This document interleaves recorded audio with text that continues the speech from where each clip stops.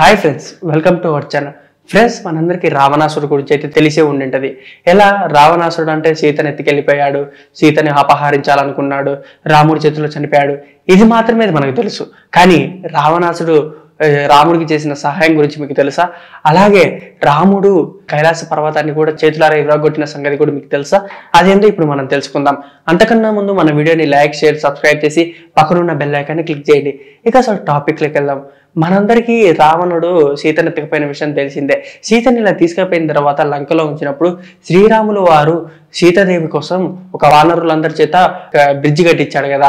ఆ బ్రిడ్జి కట్టే ముందు రాములు వారు ఏమనుకున్నారు, దీనికి అన్నిటికంటే ముందు రామేశ్వరం వెళ్ళి పూజ చేసుకుంటా అంటే యజ్ఞం చేసుకుంటే మంచిదని చెప్పేసి అనుకుని, అలాగే ఇంత యజ్ఞం చేయడానికి మహాపండితుడు ఎవడంటే మన రావణాసురు గారి పేరు అయితే వచ్చింది.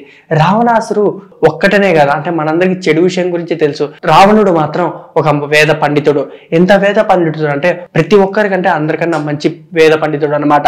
అలాగే తను చేసిన మంచి పనులు అంటే ఇండియాలో కొన్ని చోట్ల రావణాసుడికి గుడి ఉన్నాయని తెలుసు, కానీ శ్రీలంకలో మాత్రం రావణాసుడికి ప్రత్యేకంగా గుడి అనేది ఏర్పాటు చేశారు. అంటే రావణాసుడు అంత గొప్పోడు. కానీ ఒక సందర్భంలో సీతనైతే అపహరించాల్సి వచ్చింది. అదే సమయంలో రావణుడు రావణాసుడికి కబురు పంపి, నాకు యజ్ఞం చేయడానికి సహాయపడతావంటే, పండితుడు కాబట్టి పండితుడు ఏదన్నా చేయాలి కాబట్టి అని చెప్పేసి శ్రీరాములు వారి ఆజ్ఞని ఒప్పుకొని సరే నేను వస్తానని చెప్పేసి యజ్ఞానికి అయితే వచ్చాడు.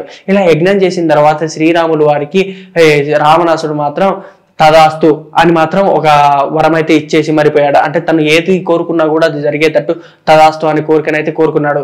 ఇది అయిపోయిన తర్వాత రావణాసురుని రావణుడు చంపాడు.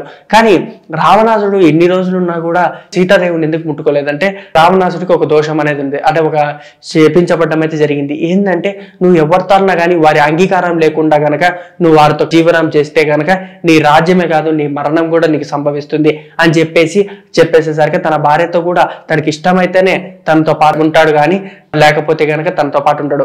అందుకనే రావణాసుడు అట్లా చేయడం కారణంగానే అట్లా అయ్యిండు.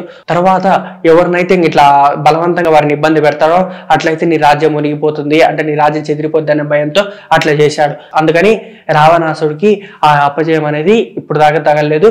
సీతాదేవిని తీసుకొచ్చిన తర్వాత మాత్రం ఇలా అపజయం అయితే తగిలింది. అలాగే మన అందరికీ తెలుసు, రావణాసుడి విగ్రహాలను మనం చూసుంటాం. ఎక్కడ కొన్ని గుళ్ళల్లో కానీ, నాటకాల్లో కానీ, కొన్ని సీరియల్స్ లో కానీ రావణాసుడు వీణ పట్టుకొని ఉంటాడు. కానీ వీణ పట్టుకోవడం వెనక కథ ఏంటంటే, వీణ వాయించడంలో రావణాసుడికి మించిందైతే ఎవరు లేరంట. రావణాసుడు ఎంత బాగా వీణ వాయిస్తాడంటే, ఆ వీణ విన్నికి ప్రతి ఒక్కరికి ఆనందంగా కలిగించే దానిలాగా వీణ వాయిస్తాడంట. ఒకనొక సందర్భంలో రావణాసుడు శివుని దర్శనం చేసుకోవాలని చెప్పేసి కైలాస పర్వతం మీదకి వెళ్తాడు. ఇట్లా వెళ్ళిన తర్వాత కైలాసగిరి మీద నంది కాపలాగా ఉన్నాడు. నంది కాపలాగా ఉంటే నంది మాత్రం రావణాసుడిని అటు పోనీకి అడ్డుకుంటే, అప్పుడు రావణాసుడికి కోపం వచ్చి తన చేతుల మీదుగానే అంటే కైలాస పర్వతాన్ని విరగొట్టాడు. అది గమనించిన శివుడు, నువ్వు నా యజ్ఞానికి భంగం కలిగించావు అని చెప్పేసి ఆ ఎత్తే టైంలోనే తన ఒంటి కాలుతో ఆ కైలాస పర్వతాన్ని అట్లా తొక్కి పట్టుకున్నాడు. అట్లా తొక్కి పట్టుకోవడం కారణంగా రావణాసుడి చేతులు ఆ ఎత్తే సమయంలో వాటి చేతిలో దాని కిందనే ఉండడంతో రావణాసుడు బాధను భరించలేక గట్టిగా అరుస్తుంటే, రావణాసుడికి రావణ అని పేరు శివుడు మాత్రమే పెట్టాడు. రావణాసుడికి ముందు దసరా అని పేరు ఉంది. ఆ దసరా అని పేరు బదులు శివుని మాత్రం రావణాసుడికి రావణ అని పేరు పెట్టాడు. అలా దసరా అని పేరు తీసేసి రావణాసుడు అని పేరు మాత్రం వచ్చింది. అలా కొద్దిసేపటికి అట్లనే ఉంచి ఉంచి ఉంచి ఉంచి చేతులు ఎట్టా అరిచాడంటే, ఆ అరుపుడికి భూమి మొత్తం వణికినంత భయంకరంగా అరిచాడు అనమాట. అలా అరిచిన అరుపుడికి శివుడు కూడా కనికరించకుండా కొద్దిసేపు అయిన తర్వాత కనికరించాడు. తర్వాత నిన్ను వచ్చి పెడుతున్నా అని చెప్పేసి పోతే, నేను మీ దర్శనం చేసుకొని ఎక్కడికి వెళ్ళను అని చెప్పేసి రావణుడు శివుణ్ణి కోరి శివుని దర్శనం చేసుకొని మరి వెళ్ళాడు. సో ఫ్రెండ్స్, తెలుసుకున్నారు కదా మన రావణాసుడు గురించి.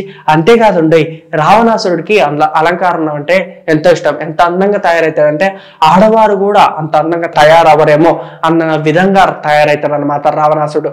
అంతటి రావణాసుడు గురించి మీరేమనుకుంటున్నారో కింద కామెంట్ సెక్షన్ లో తెలియజేయండి. Okay friends, thank you for watching. Don't forget to subscribe.